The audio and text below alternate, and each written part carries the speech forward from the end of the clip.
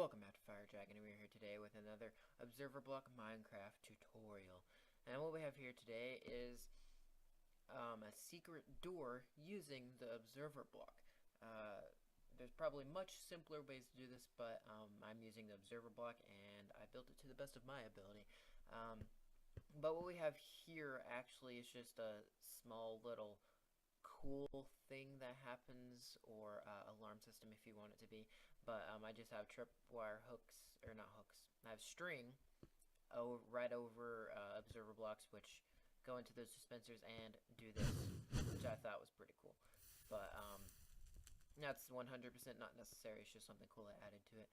But what is here is a nice little hallway, and you can see to my left and my right that there are fires burning. Now, it doesn't have to be fires here, it could be literally any block, it could be those blocks if you wanted to. Just any form of block that you would break and replace. But, so yeah, I have my flint and steel here, and it's pretty obvious that it doesn't look like there's any secret hidden door here. But if you break this, you'll see that this opens, and you can run right into it. And, well, it'll trigger twice because I broke this block. But you can have this going out to wherever you want, whatever you want, a secret storage room or something, whatever you want, like I just said.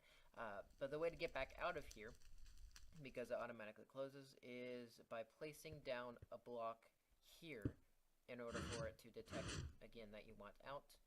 And that will happen. And to hide your contraption, you'll just put your fire back there and it'll trigger again.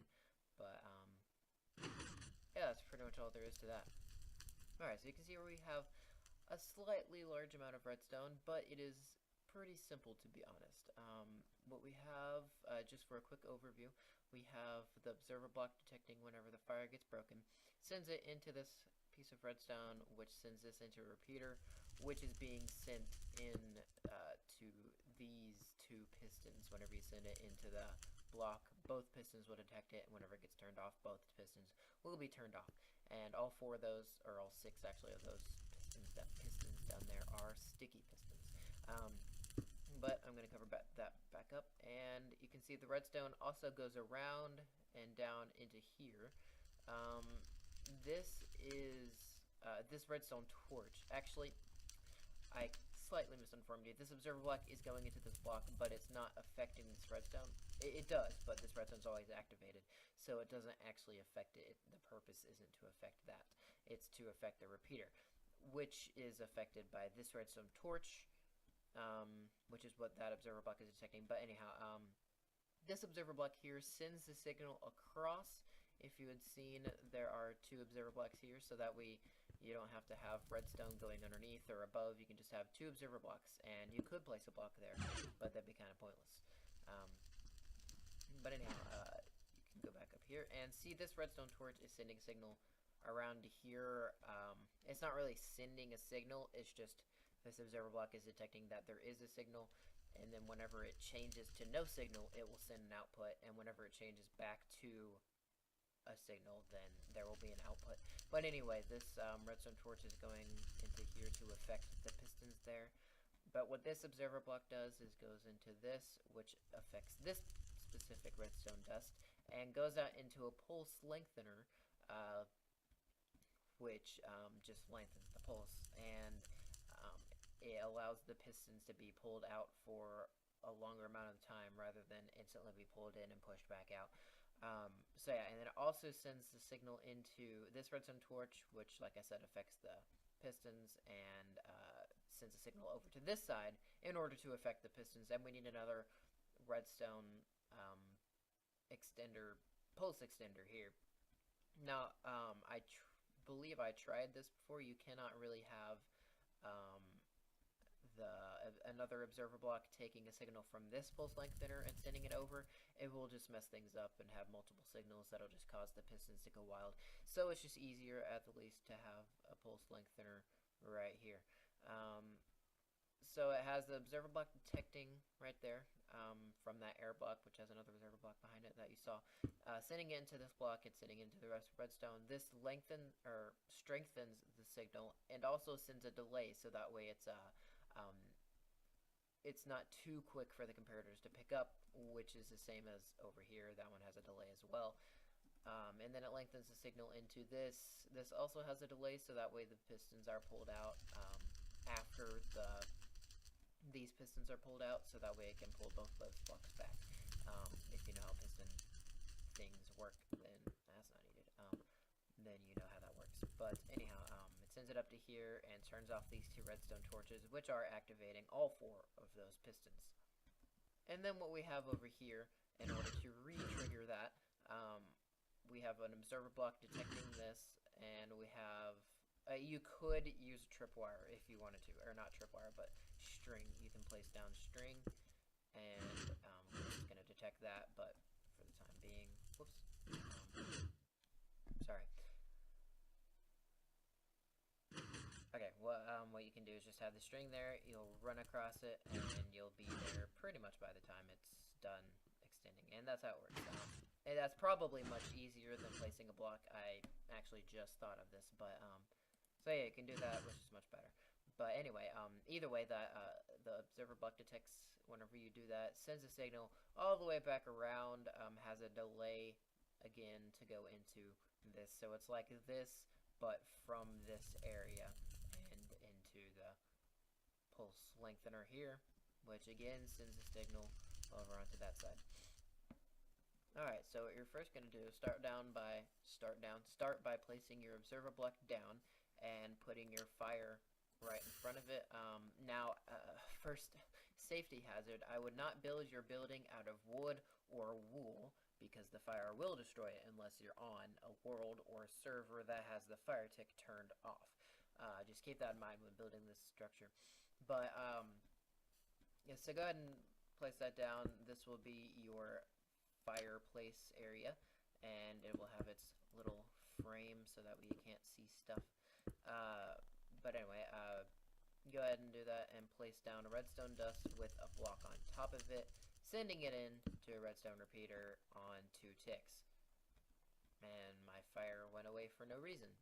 That's weird. I guess it does that whenever it's not on netherrack. So that's a good thing to know. Make sure you have netherrack as the floor there. But anyway, send that into 2 redstone dust with a comparator facing that way and that way, as well as that way and that way. Then just have your redstone leading back out, and you can have some redstone going over to here because that will be used in the future. But what's next is to just have this going over to here and into that. Right? Oh, I'm sorry, not there. Over into here, and that will be there, and it will be sent into a block which will have sticky pistons. I forgot to grab the sticky pistons. 2 sticky pistons here, and there will be, not there, that would be here, and there will be 4 sticky pistons right here, and you'll have your 2 blocking blocks right there.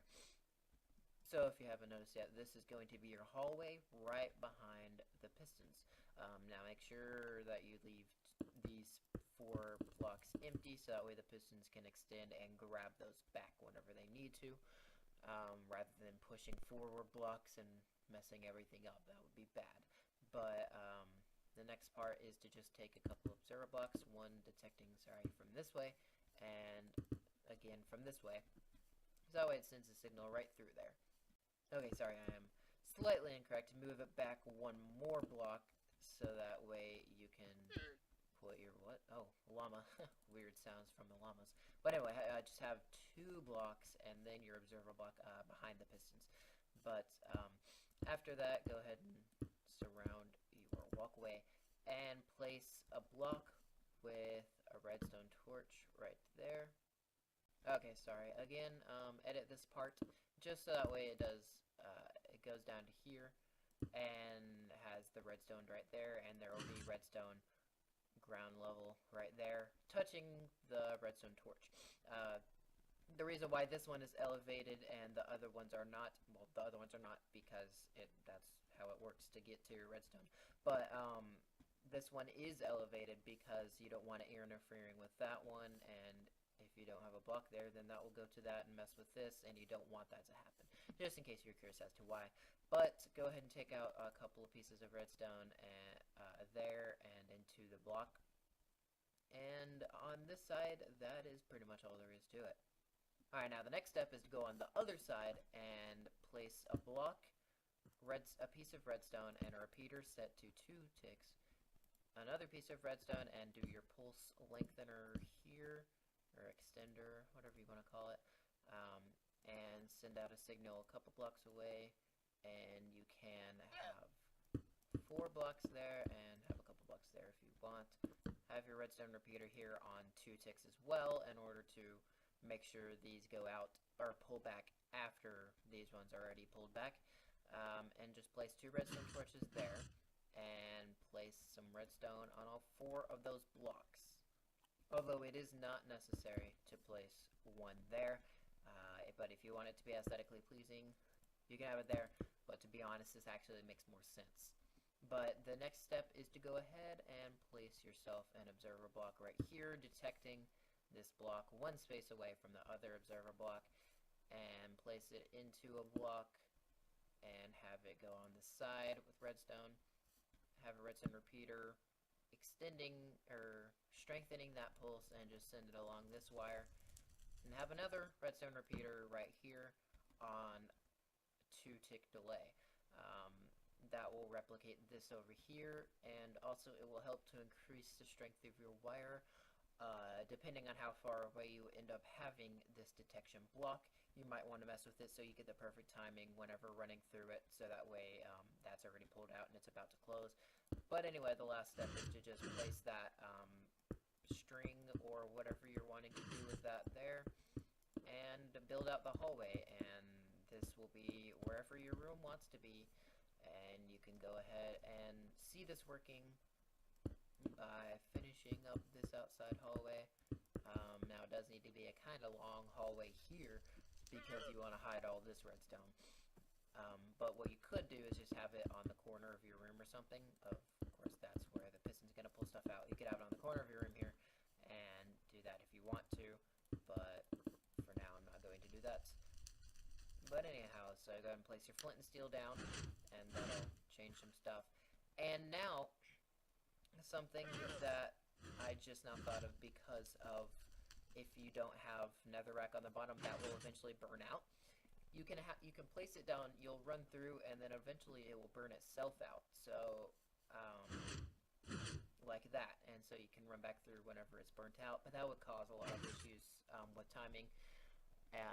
It's best just to have this string here as well, so that way you can have that have easy access to your outside world.